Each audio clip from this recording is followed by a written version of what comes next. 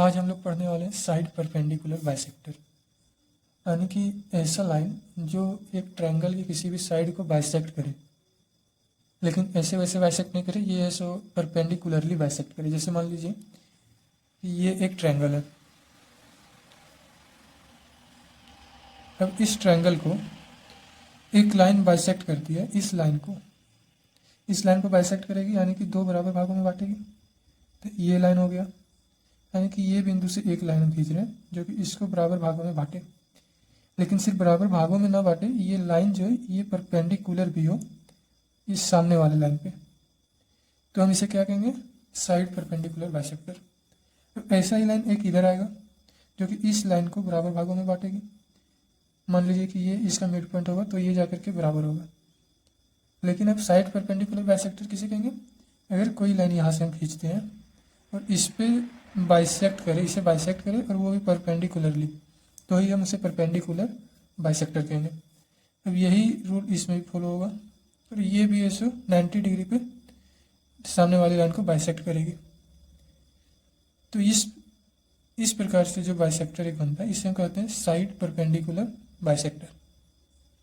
ये एक सिंपल सा ट्रायंगल था। मान लीजिए कि ये एक ट्रायंगल है और इसमें साइड परपेंडिकुलर बाइसेक्टर लेना है। तो क्या होगा कि इस लाइन को बाइसेक्ट करने के लिए मानते हैं कि एक यहाँ से लेते हैं, कोई लाइन आएगा जो कि इसको बाइसेक्ट करेगा, है ना। जैसे कि कोई लाइन इस प्रकार से इसको बाइसेक्ट करेगा, तो ये जाकर के बराबर भागों में बटेगा। कोई लाइन इस भुजा को अगर बाइसेक्ट कर रहा है तो वो हो सकता है कि ये इस तरह हो। ज़रूरी नहीं है कि इसका ये जो कोण बनेगा, एंगल बनेगा, इस पे ही आकर के मिलेगा, ये ज़रूरी नहीं है, क्योंकि ये परपेंडिकुलर भी होना चाहिए। और अगर इसको बाइसेक्ट करना है तो ये हो सकता है कि ये ऐसे भी हो, तो जाकर के इसे बाइसेक्ट करे और साथ में परपेंडिकुलर भी हो। ये ऐसे बनेगा, ये ऐसे और ये ऐसे। तो ये वाला जो मिड पॉइंट होगा, ये वाला लाइन हम इसमें नहीं देख रहे थे, हम ये वाला लाइन इसमें नहीं देख रहे थे, और ये वाला जो लाइन निकल रहा है इधर, ये हम इसमें नहीं देख रहे थे। हम ये वाला हटा दिए थे, ये वाला हटा दिए, और ये वाला, ये तीनों लाइन हटा दिए। सिर्फ सामने वाला ये लाइन, ये वाला लाइन और ये लाइन हम इसमें देख पा रहे हैं। तो इसे हम कहते हैं एंगल साइड परपेंडिकुलर बाइसेक्टर, जो साइड को परपेंडिकुलरली बाइसेक्ट करे। एक ट्रायंगल जैसे कि ये है, तो इसका साइड परपेंडिकुलर बाइसेक्टर क्या होगा? जैसे कि ये मान लीजिए यहाँ पे 90 डिग्री में मिलेगा, यहाँ आएगा।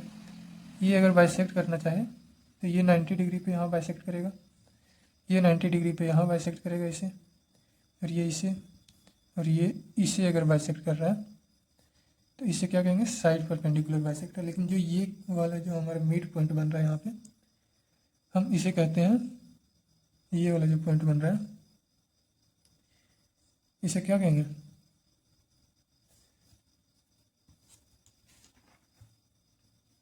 हम इस पॉइंट को कहेंगे सर्कम सेंटर।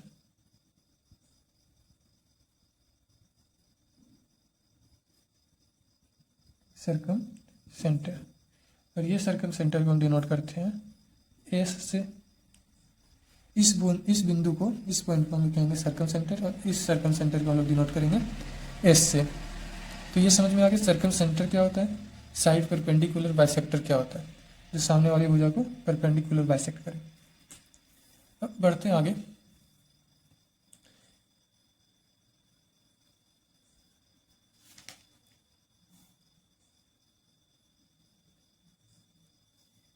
मान लीजिए कि इस ट्रायंगल में अगर हमको एंगल ज्ञात करना हो, सबसे पहले इसको बाद में देखेंगे। हम लोग देखते हैं, जैसे ये वाला हम लोग ट्रायंगल देखें, परपेंडिकुलर बाइसेक्टर भी हम लोग देखें,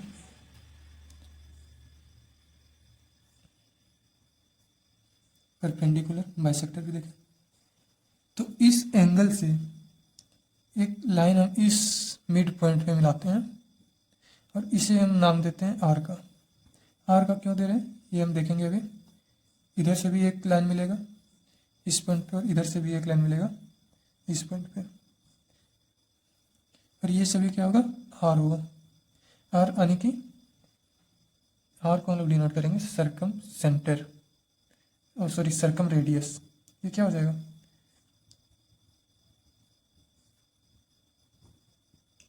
सर्कम रेडियस यानी कि बाह्य त्रिज्या। मान लीजिए इस ट्रायंगल के तीनों बिंदुओं को मिला करके एक सर्कल ड्रॉ किया जाता है। जैसे कि ये एक सर्कल हम ड्रॉ किए इस ट्रायंगल के तीनों बिंदुओं को मिला करके, तीनों पॉइंट को मिला करके। तो आप इसे देख पा रहे हैं, अगर ये एक सेंटर है तो ये क्या बनेगा, आर हमारा बनेगा सर्कम रेडियस यानी कि ये बाहर वाले वृत्त का रेडियस। ये भी क्या बनेगा, इसका रेडियस, और ये भी क्या बनेगा, इसका रेडियस। मानते हैं कि अगर इस ट्रायंगल का ये वाला भुजा साइड का मान ए है, इस साइड का मान पूरा का बी है और इस साइड का मान पूरा का सी है, तो इस जो ये वाला जो हमारा सर्कल बना है, इस सर्कल का radius of the circle R बराबर क्या होगा, A into B into C by 4 into triangle of A, area of triangle, where ये ट्रायंगल का मतलब होगा एरिया ऑफ ट्रायंगल। ठीक है, तो ये हमारा आर यानी कि सर्कम रेडियस निकालने का फॉर्मूला है, इसे ध्यान में रखना है। तो आगे देखते हैं।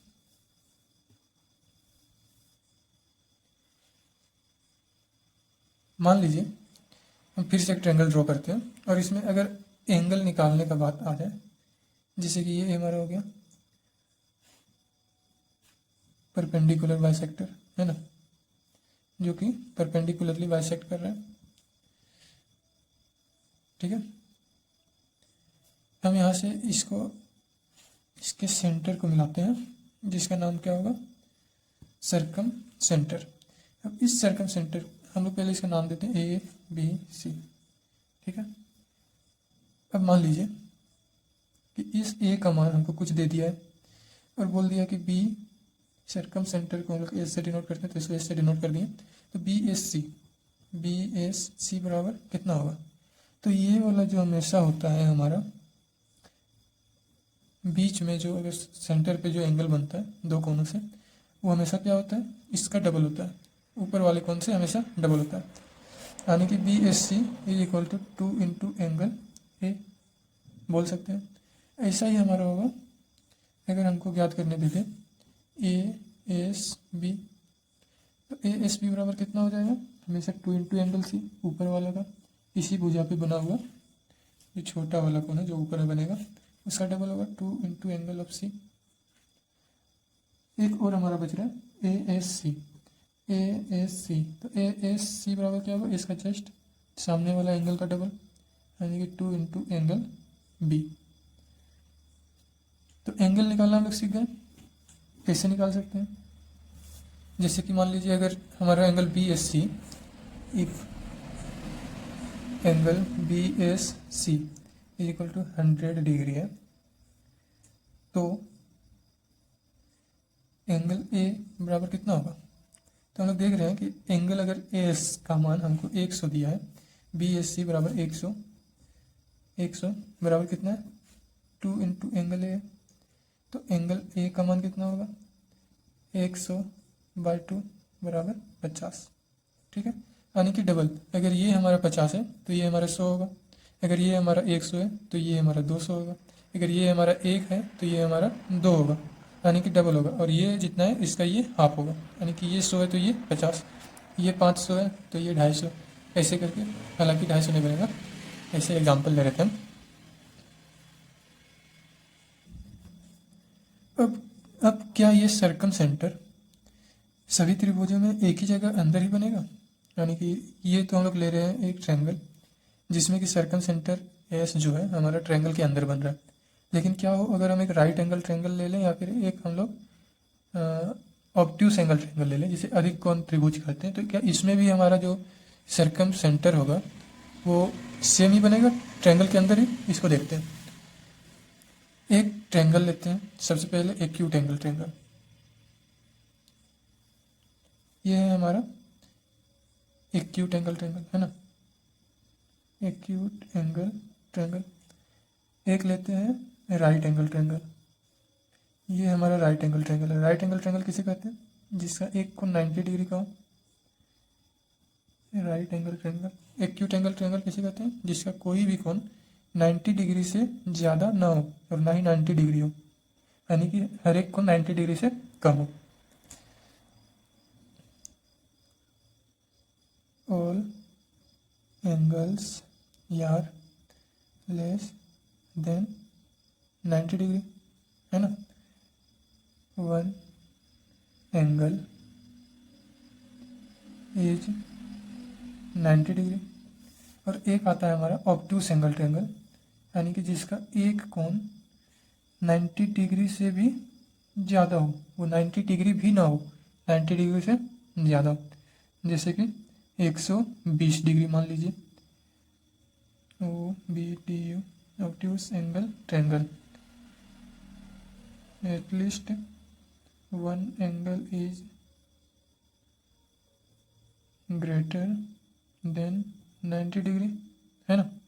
जैसे कि ये वाला एंगल देखिए, ये हर कंडीशन में 90 डिग्री से ज़्यादा लग रहा है। राइट एंगल ट्रायंगल में देखिए 90 डिग्री ही है, और एक्यूट एंगल ट्रायंगल में कोई भी एंगल 90 डिग्री तक भी नहीं पहुंच पा रहा है, यानी कि सारा एंगल 90 डिग्री से छोटा है। अब क्या ये तीनों ट्रायंगल में हमारा क्या कहते हैं सर्कम सेंटर सेम होगा, यानी कि ट्रायंगल के अंदर ही होगा। जैसे हम लोग देख रहे थे इस प्रकार का ट्रायंगल में, ये तो अंदर बन रहा है, क्या होगा 90 डिग्री का हो ये यहाँ बनेगा, या फिर ऑब्टूस एंगल हो तो ये यहाँ बनेगा, ऐसा बिल्कुल नहीं। एक्यूट एंगल ट्रायंगल हमेशा ही इसके ट्रायंगल के अंदर बनता है, एंगल बाइसेक्टर जो होता है perpendicular bisector, side perpendicular bisector. ये क्या होगा हमेशा ही ट्रायंगल के अंदर बनता है, ऑलवेज, ठीक है। लेकिन ये जो है हमारा राइट एंगल ट्रायंगल, ये क्या करता है कि जैसे कि ये वाला हमारा एक साइड है, तो इसका मिड पॉइंट मान लीजिए ये है, क्योंकि इसके नीचे यहाँ तो हम ले नहीं सकते हैं, ये मिड पॉइंट लगभग यहाँ आएगा। और ये वाला जो हमारा साइड है, इसका मिड पॉइंट हमारा यहाँ आएगा, और इस वाले साइड का मिड पॉइंट भी हमको देखना होगा। तो ये कहाँ आएगा, जैसे कि इस लाइन को आगे बढ़ाएंगे और इस लाइन को आगे बढ़ाएंगे तो ये जा करके इस बिंदु पे मिलेगा, और ये वाला साइड जो होगा ये भी होगा इक्वल, यानी कि ये यहाँ पे इस बिंदु पे बाइसेक्ट करेगा। तो इसे हम क्या कहेंगे, यहाँ पे इसका होगा सर्कम सेंटर, इसका सर्कम सेंटर ये होगा। अब लेकिन ऑब्ट्यूस एंगल ट्रायंगल, इसका सर्कम सेंटर कहाँ होगा, तो इसको अगर बाइसेक्ट करना है तो आप खुद से बताइए दिमाग लगा के कि इसका जो एक लाइन जाएगा वो किस डायरेक्शन में जाएगा, परपेंडिकुलर होना चाहिए, यानी कि 90 डिग्री का। तो ये ऐसे जाएगा, तो ही यहाँ पे एक बाइसेक्ट करेगा इसको, और साथ में साथ परपेंडिकुलर हो सकता है। और अगर ऐसे कर देंगे तो ये तो परपेंडिकुलर नहीं हुआ, अगर इस लाइन को ऐसे हम ड्रॉ करते हैं तो ये परपेंडिकुलर तो यहाँ नहीं ना बनाएगा, इसलिए हम इसे ऐसे ड्रॉ किए हैं। ये वाला लाइन क्योंकि अब सीधा है तो हम इसे एक सीधा लाइन में देके बाइसेक्ट कर सकते हैं, ताकि ये दोनों ऐसे आपस में बराबर हो जाए। तो क्या करेंगे, ऐसे करेंगे, अगर ऐसे करेंगे हम तो ये angle bisector perpendicular angle bisector नहीं होगा, क्योंकि फिर ये परपेंडिकुलर नहीं रह जाएगा। तो परपेंडिकुलर बनाने के लिए हमको इसको सीधा ड्रॉ करना होगा, ऐसे ऐसे ऐसे अगर हम ड्रॉ करेंगे इसे सीधा तो जाकर के ये बनेगा एक परपेंडिकुलर लाइन। अब इसे हम ड्रॉ कर रहे हैं, अब इस लाइन को इस ये वाला जो लाइन हमको दिख रहा है इससे भी तो मिलाना होगा। तो क्या करेंगे, अब इस लाइन को हम लोग मान लीजिए कि यहाँ पे एक बिंदु लेते हैं जो कि दोनों को इक्वली बाइसेक्ट करेगा, और ये वाला लाइन ऐसे करके आएगा ताकि ये ऐसे इसको परपेंडिकुलर बाइसेक्ट करे। तो हम लोग देख पा रहे हैं कि इसका जो परपेंडिकुलर बाइसेक्टर बन रहा है, साइड परपेंडिकुलर बाइसेक्टर, वो यहाँ पे बन रहा है हमारा, ये वाला, ये क्या हो गया साइड परपेंडिकुलर बाइसेक्टर। यानी कि हम लोग इसमें देखें कि अगर एक्यूट एंगल ट्रायंगल है तो उसमें ट्रायंगल के अंदर बन रहा है साइड परपेंडिकुलर बाइसेक्टर। लेकिन अगर राइट एंगल ट्रायंगल है तो उस पर इसके मीडियन बोल रहे हैं, इसके साइड पे बन रहा है, जो कि सबसे बड़ा वाला साइड होता है यहाँ पे। और अगर ऑब्ट्यूस एंगल ट्रायंगल है तो इसमें ट्रायंगल के बाहर बन रहा है। अब ये जरूरी नहीं है कि इस साइड बनेगा, आप इसको अपोजिट साइड भी बना सकते हैं। अगर इस लाइन को हम इधर ड्रॉ कर दें, इस लाइन को हम इधर ड्रॉ कर दें, सॉरी ये नहीं बनेगा फिर, क्योंकि ये ऐसे जाएगा और ये ऐसे जाएगा, तो फिर मिलना बहुत मुश्किल है। तो मिलेगा भी लेकिन बहुत ही ज़्यादा दूरी पे जाके मिलेगा, इसलिए उसको ना देख करके हम लोग इसे देखते हैं। तो इसका समझ में आ गया कि कहाँ कहाँ पे किसका परपेंडिकुलर साइड परपेंडिकुलर बाइसेक्टर बनता है। तो बस आज के लिए इतना ही। नेक्स्ट क्लास में हम लोग देखेंगे एल्टीट्यूड्स के बारे में।